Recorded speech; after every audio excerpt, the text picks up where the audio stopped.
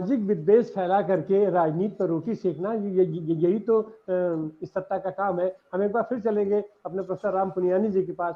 राम पुनियानी जी, यह खेल तो अब बड़ा कुछ ज्यादा गंदा खेल नहीं हो रहा है।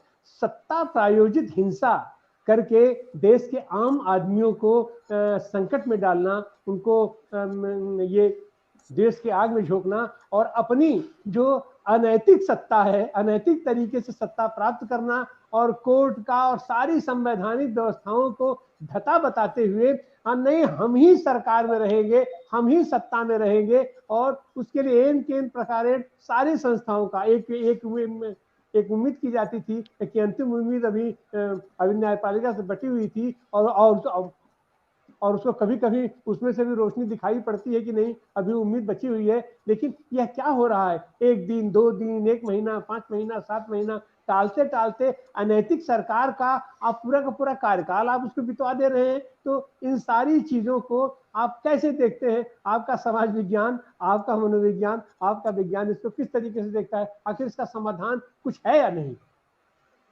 देखिए, ये जो भारतीय जनता पार्टी की जो पूरी राजनीति है, वो काफ़ी विघटनकारी राजनीति है और सत्ता के लिए ये किसी भी हद तक जा सकते हैं।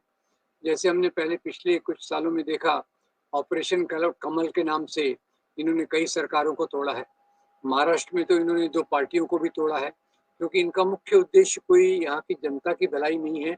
एक तरफ ये हिंदू राष्ट्र की बात करते हैं और दूसरी तरफ फूट डालो और राज करो की नीति इनका एक केंद्रीय मुद्दा है। अब यहाँ तो ये बात हुई, और दूसरी बात है जिस प्रकार की नफरत ये फैलाते हैं, वो नफरत के कारण ही समाज में हिंसा होती है। ये बात तो हम व्यापक तौर पे देख चुके हैं, जहाँ तक इनकी राजनीति का सवाल है। तो इसका हल तो यही है कि हल तो वैसे तो समाज की समस्याओं का हल तो आपसी मेल-जोल से, चर्चा से हो सकता है। लोकतंत्र का उद्देश्य ही यही रहता है कि आप शांतिपूर्ण तरीके से समस्याओं को समझो और उसको हल करने की कोशिश करो।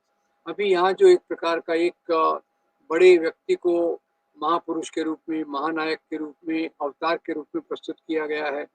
अब केंद्र चाहे तो इस सरकार इन मणिपुर और महाराष्ट्र दोनों की समस्याओं को हल कर सकता है, पर वो अपनी सत्ता के चलते इन समस्याओं को हल नहीं करना चाहता।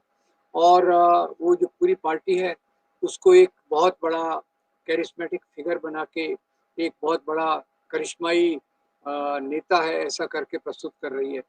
तो मुख्य मुद्दा तो यही आ जाता है कि ऐसे लोग सत्ता में रहें, तो इस प्रकार की चीज़ें होना ये उसका उसका तरीका ही है।